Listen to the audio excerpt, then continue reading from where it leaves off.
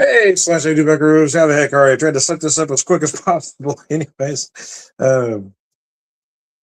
after work, I didn't work late. That's why it's a late night Tuesday at the pub. But I am off tomorrow, so I figured, oh, what the heck? Let's do one video tonight. And I had two of the Boulevard Cherry Jubilees beers left. So I thought I'd drink one of them with you, and then have an accompanying cocktail, do a Cherries Jubilee cocktail as well. Uh,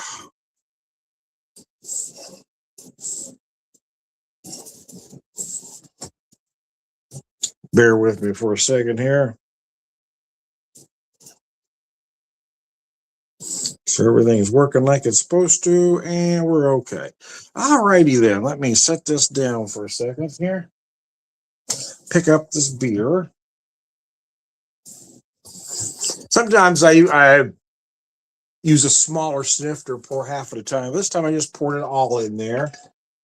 It's from Boulevard. Let me show you that. It is a barrel-aged quad, a cherry ale, and it is at a whopping 12.9%. It's a big bad mamma jamma, man.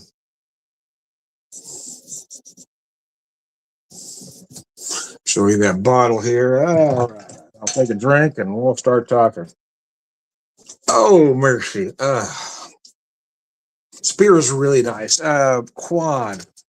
A quad by itself will naturally give you some dark fruit notes, flavors, typically date or fig, but cherry isn't out of the realm of possibility either. Any stone fruit may show up in a beer like this.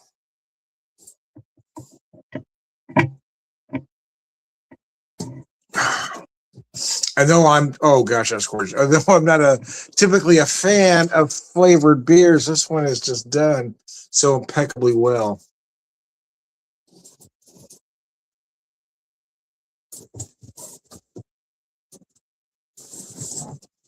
Oh.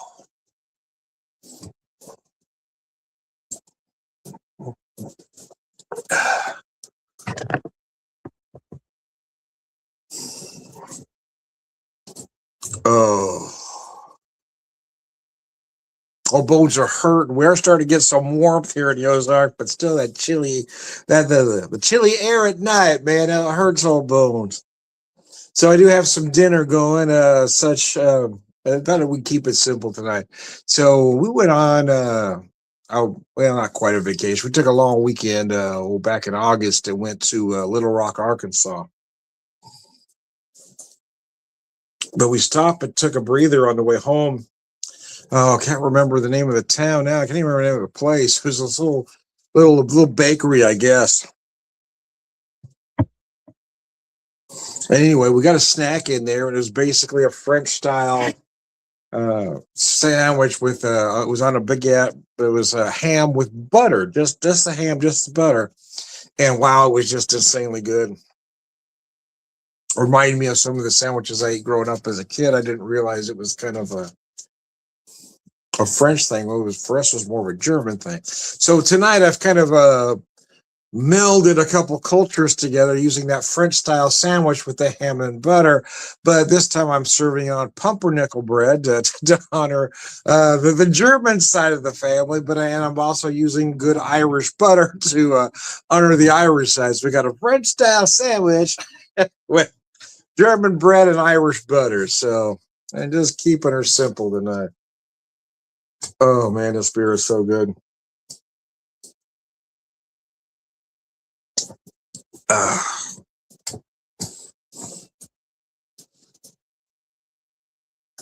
As we approach Valentine's Day, I guess, and that's the next holiday. Some people celebrate that, some don't. Here's my issues with Valentine's Day.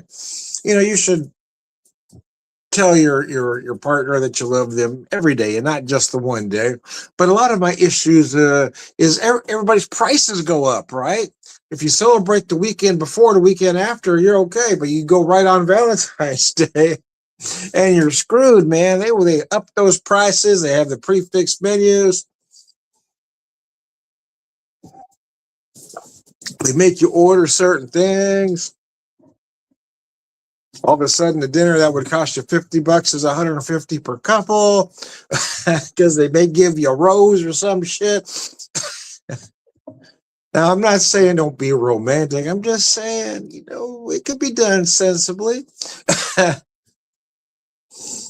You go the day after, the candy's going to be cheaper.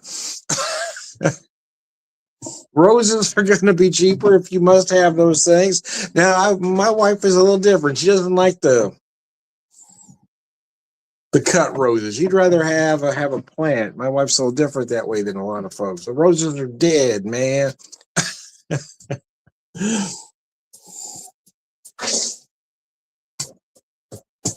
In the past, I've gotten her some live plants. I remember one year I got her, I think it was like a planting box or something.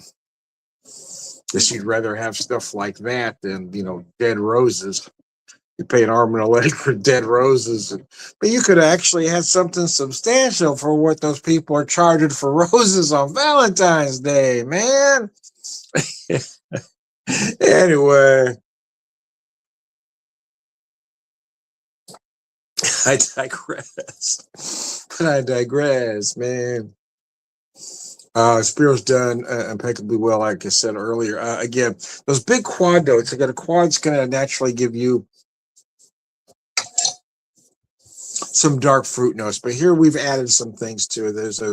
You've got that extra cherry and then vanilla going on. It is barrel aged as well, so you've got, again, that oak's imparting some vanilla into the mix.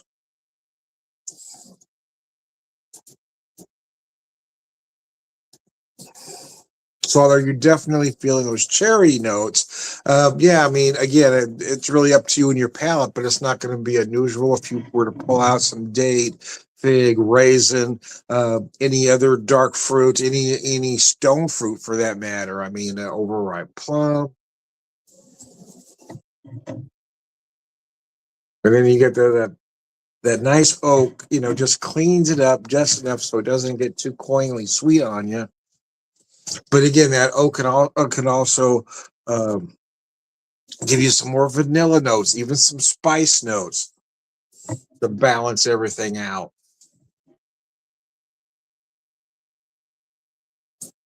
Donald, how you doing, man? I see you over there, Donald, watching. Hey, here's to you, man. If you have any questions, lay it on me, man. All right, so I'm going to finish this beer up. I don't want to run this video long tonight because I'm, want to get to my dinner. But I wanted to kind of sit down and warm up just a little bit. Got home, got everything ready. Everything's prepped. Just got to finish it there.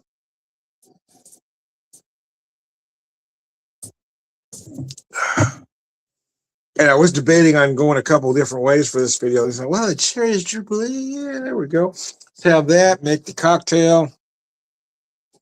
All right, so I'm going to get up and grab my cocktail, and I'll be right back.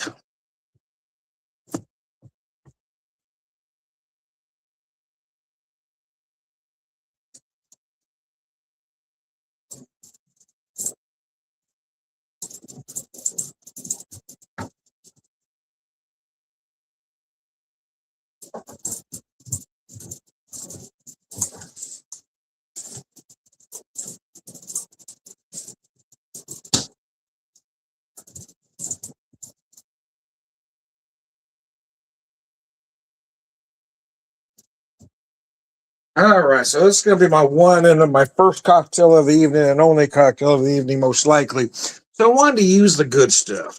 So I have my Traverse City cherries, but then I also have, getting near the end of it too, my Traverse City.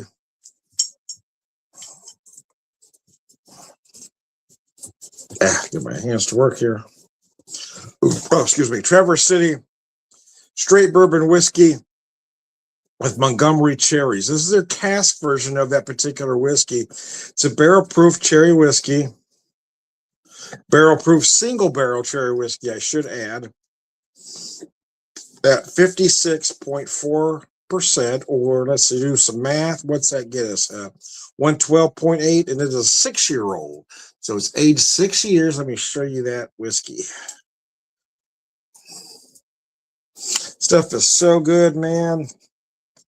I ordered those in just before Thanksgiving because I wanted to have the cherries and the whiskey.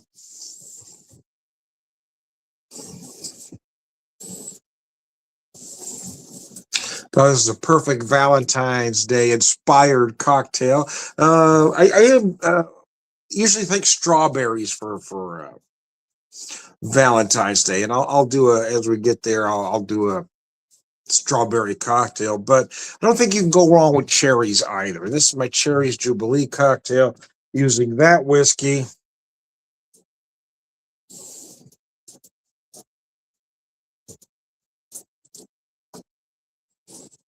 Luxardo cherry liqueur, and just a couple drops, couple dashes, baby, of some cherry bourbon bitters. So anyway, here we go, slancha.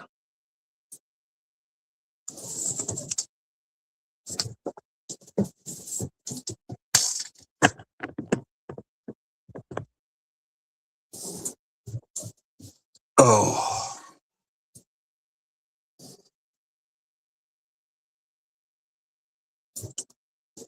those cherry bourbon bitters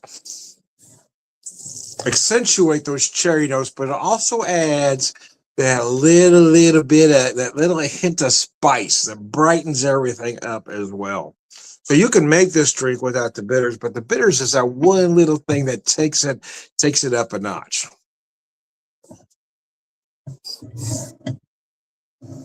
Oh, mercy.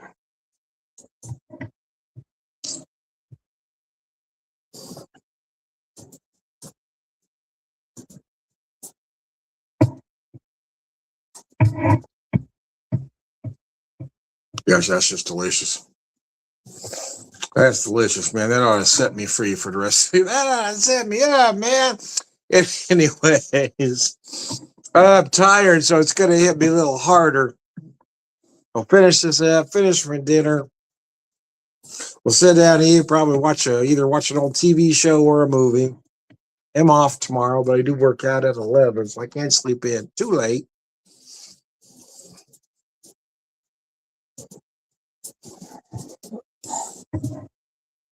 Oh,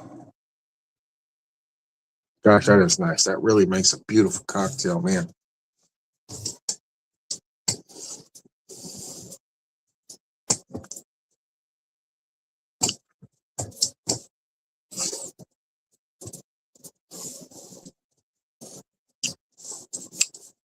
So this one is simple, right? It's just the whiskey, the Luxardo cherry, the bitters.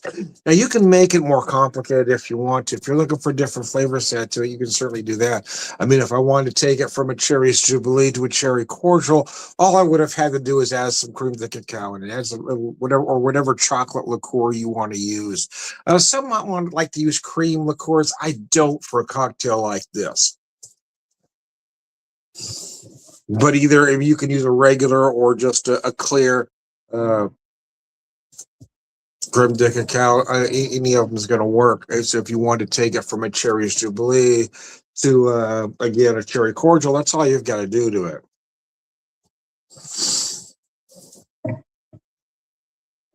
You can add a little vanilla syrup if you want to accentuate the vanilla notes a little more. But like I said, I mean, a cocktail like this doesn't need to be complicated. Just think of the flavors you want to add to it. You don't need to make it any more complicated than it needs to be. I kept it extremely simple. I just added those three ingredients. But like I said, again, if I wanted to go cherry cordial, all I had to do was add that one ingredient. You want to take it a different direction. I mean, I think I have ginger liqueur here. Add a little ginger if you want to, up that spice presence. Cherry ginger would work nicely.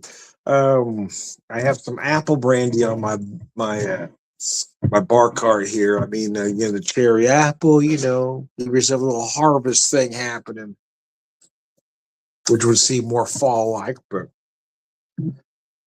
I guess the point is, cocktails don't need to be complicated. I feel like a lot of folks make them more complicated than they need to be. Think of the flavors you want. So how do I get to there?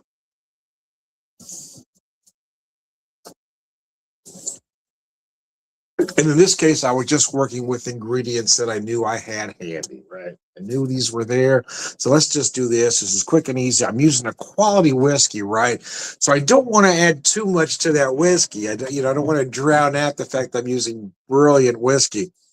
So I add a little bit of that Luxardo cherry liqueur just to again accentuate the cherry notes because there's cherry, the whiskey has cherry, but I had just a little bit extra there. And again, I could have added a little vanilla, a drop or two of vanilla if I wanted to, or even just a vanilla syrup if you wanted a little sweeter, if you wanted to accentuate those vanilla notes.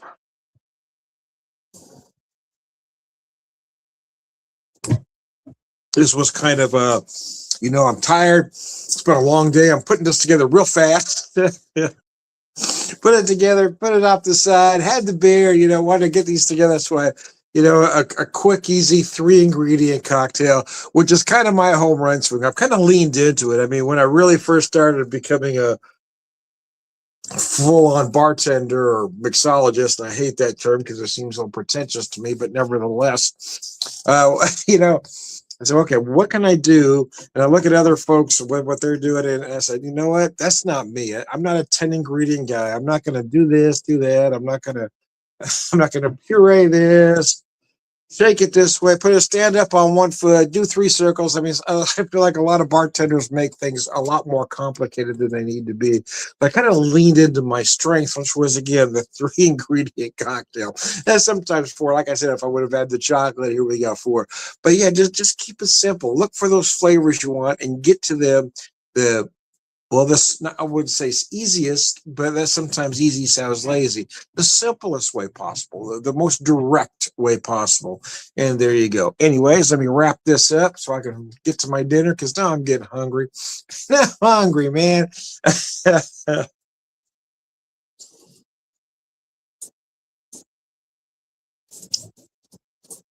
is nice. That is nice. So I do use the Luxardo cherry liqueur in here, but I'm not using the Luxardo cherries. I'm actually using the Traverse City cherries. Now, those Luxardo cherries are kind of the gold standard. There's no way to get around that. But here's the but: is those Traverse City cherries I love. They are my personal favorite. You may like the others better for one reason or another. These Traverse City cherries are without a doubt of equal quality, and I love what they add to a cocktail. So there you go. Anyways, I am Tom the Beer Whisperer, Beer Evangelist, Postbeer Drinker, Purveyor of Wisdom, man. I'm also Tom the Whiskey Whisperer, Whiskey Evangelist, Prolific Whiskey Drinker, Purveyor of Wisdom, man.